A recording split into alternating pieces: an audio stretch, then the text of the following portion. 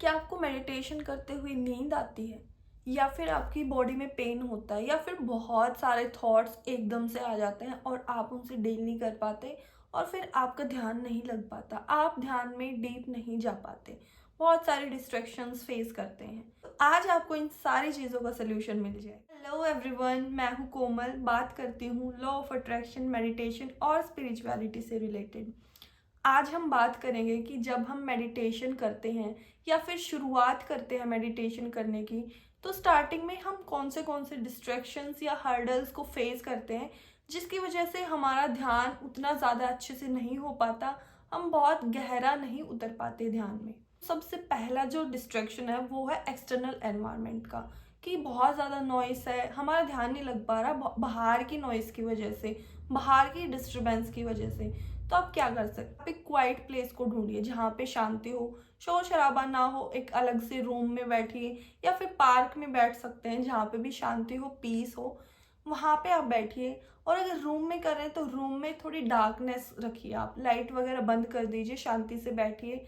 और एक चीज़ जो आप कर सकते हैं वो है म्यूज़िक, इंस्ट्रूमेंटल म्यूज़िक आप सुनिए ध्यान करते हुए, क्योंकि वो एक टाइप की वाइब्रेशंस क्रिएट करता है जिससे हम ध्यान में गहरे उतर पाते, डीप मेडिटेशन कर पाते हैं। इंस्ट्रूमेंटल म्यूजिक का यूज़ करिए। दूसरी चीज़ जो आपके साथ हो सकती है स्टार्टिंग में जब आप मेडिटेशन करते हैं, वो है कि आपकी बॉडी में पेन होना शुरू हो सकता है, कहीं पैरों में दर्द होना शुरू हो गया, या फिर इचिंग शुरू हो गई, खुजली हो रही है। तो ये चीज़ें स्टार्टिंग में इसीलिए होती हैं क्योंकि हमारी आदत नहीं है ऐसा बैठना, 15-20 मिनट भी हमारी मेडिटेशन के पोस्चर में बैठने की आदत नहीं है। इस वजह से स्टार्टिंग में हमें पेन, इचिंग, खुजली ये सब चीज़ें होती हैं। तो इसके लिए आप क्या कर सकते, पेन हो रहा है तो थोड़ा मतलब पोस्चर चेंज करके देख लीजिए, या फिर उसको धीरे धीरे, जैसे जैसे आप कुछ दिन मेडिटेशन करना लगातार करते हैं तो वो चीज़ धीरे धीरे अपने आप ही कम हो जाएगी। शुरू शुरू में होता है क्योंकि हमारी हैबिट नहीं है ऐसा बैठने की, धीरे धीरे आप करेंगे तो वो चीज़ अपने आप चली जाएगी। ज़्यादा उस पर ध्यान मत दीजिए, आप अपनी ब्रीदिंग पे फोकस कीजिए, इनहेल एक्सहेल जो कर रहे हैं श्वासों के साथ एक हो जाइए, वो पेन वगैरह सब कुछ अपने आप चला जाएगा, धीरे धीरे कुछ दिन के बाद वो चला जाएगा। ना सिर्फ बॉडी में पेन होता बल्कि हमें सेंसेशंस भी फील होती हैं, मतलब किसी को अपनी बॉडी गरम गरम फील होती है, किसी को ठंडी फील होती है, या फिर हैवीनेस फील होती है, बॉडी लाइट फील होती है।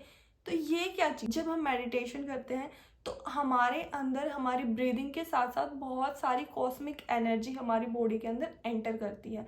तो जब वो एनर्जी हमारे शरीर में आ रही है तो उस वजह से हमारी बॉडी का टेम्परेचर थोड़ा चेंज होता है।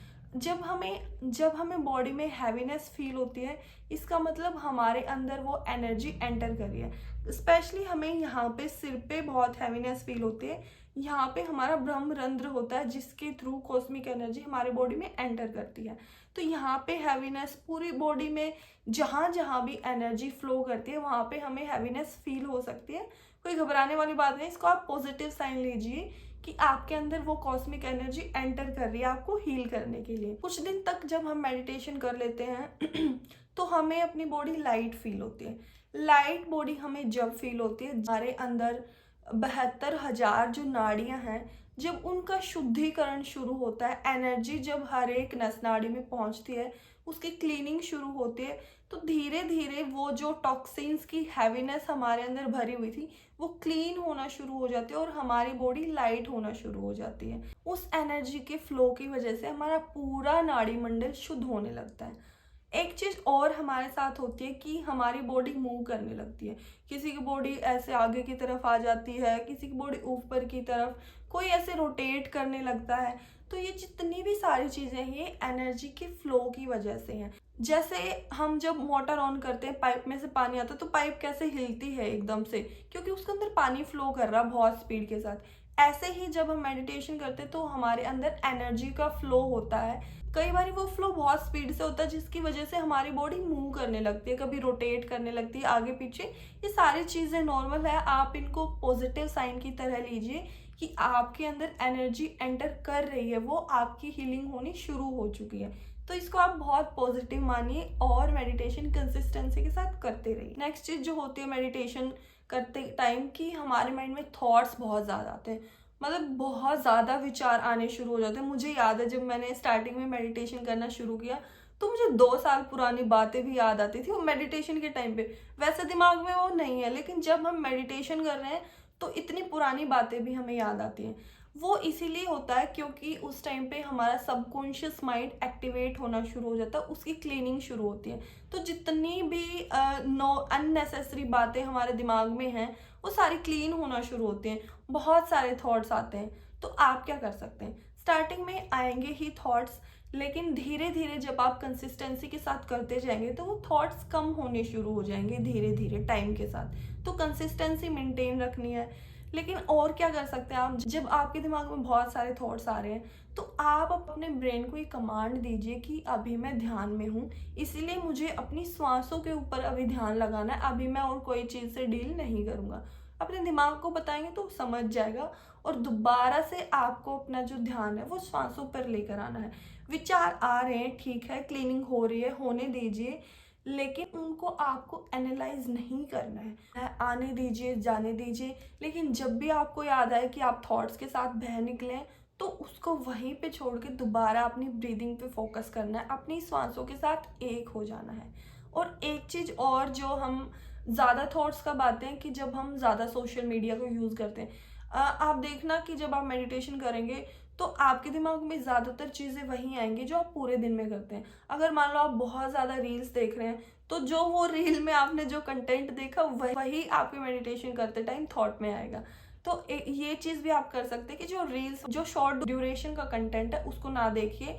थोड़ा अपना लाइफस्टाइल भी चेंज करना होगा आपको। मेडिटेशन सिर्फ ये नहीं है कि हम बस बैठ गए और 15-20 मिनट या फिर 1 घंटा मेडिटेशन किया और हो गया। ठीक है, वो चीज़ कर रहे हैं, वो बहुत अच्छी चीज़ है, लेकिन हमें पूरा दिन अवेयर रहना होगा कि हम क्या सोच रहे हैं, हम क्या कंज्यूम कर रहे हैं, क्या चीज़ हम देख रहे हैं, क्योंकि जो चीज़ देखेंगे वही हमारे दिमाग में चलेगी।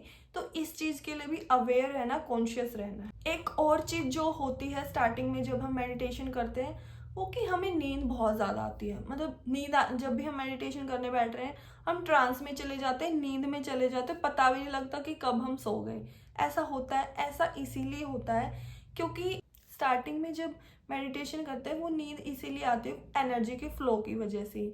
जब एनर्जी आ रही होती है, वो हमारी बॉडी उस एनर्जी को एब्जॉर्ब कर रही होती है, एक टाइप से क्लीनिंग शुरू हो जाती है। और जब हम नींद में चले जाते हैं, जब हम रात को सोते हैं, तो हमारी क्लीनिंग अच्छे से होती है। तो वही हमारा ब्रेन में सिग्नल होता है कि जब हम सोएंगे तो हमारी क्लीनिंग होगी।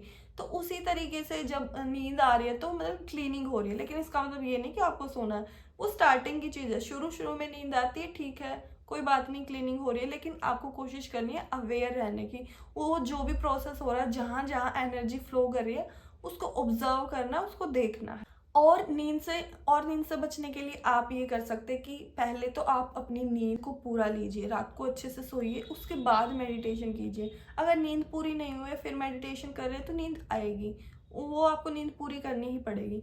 दूसरी चीज़ है फूड से रिलेटेड, कि आप ओवर ईटिंग मत कीजिए। तो 20% अपने पेट में एक्स्ट्रा जगह रखिए, खाली रखिए, बहुत ज़्यादा उसको ओवर ईटिंग करके पेट को भरिए मत, उससे भी नींद आती है।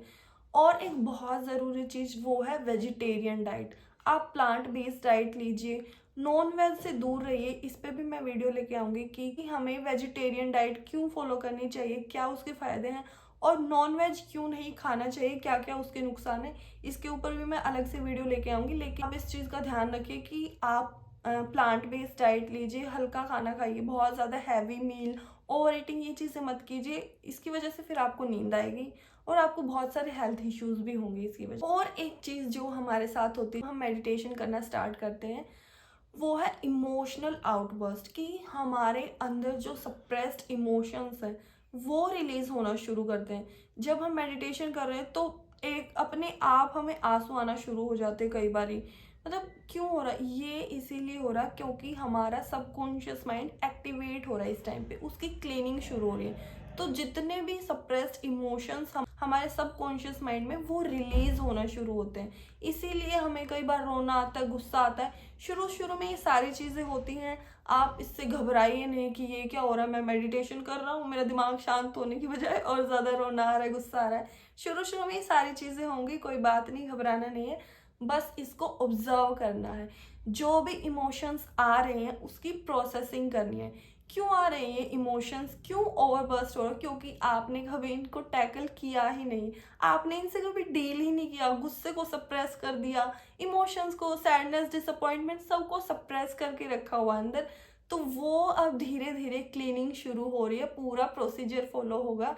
तो आप उसको प्रोसेस कीजिए। प्रोसेस कैसे करना है? ऑब्जर्व करके, एक थर्ड पर्सन की तरह उसे उसे देखिए। जो भी इमोशंस आ रहे हैं उनको थर्ड पर्सन की तरह देखिए, उसमें इन्वॉल्व नहीं होना।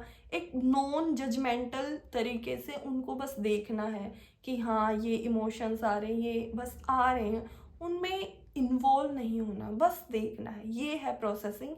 और जब प्रोसेसिंग हो जाएगी तब आप बिल्कुल फ्री फील करेंगे, रिलैक्स फील करेंगे, सारे इमोशंस आपके हील हो जाएंगे।